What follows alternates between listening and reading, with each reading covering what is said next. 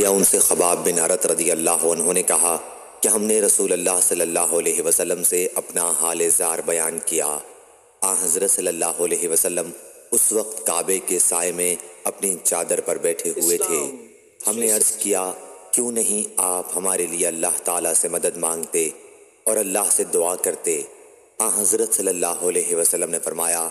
تم سے پہلے بہت سے نبیوں اور ان پر ایمان لانے والوں کا حال یہ ہوا کہ ان میں سے کسی ایک کو پکڑ لیا جاتا اور گڑھا کھود کر اس میں انہیں ڈال دیا جاتا، پھر آرا لایا جاتا تھا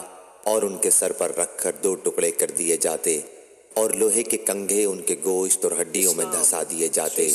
لیکن یہ آزمائشیں بھی انہیں اپنے دین سے نہیں روک سکتی تھیں۔ اللہ کی قسم اس اسلام کا کام مکمل ہوگا اور ایک سوار صنعاء سے حضرموت تک اکیلا سفر کرے گا اور اسے اللہ کے سوا اور کسی کا خوف نہیں ہوگا، اور بکریوں پر سوا بھیڑیے کے خوف کے اور کسی لوٹ وغیرہ کا کوئی ڈر نہ ہوگا، لیکن تم لوگ جلدی کرتے ہو۔ صحیح بخاری حدیث نمبر 6943۔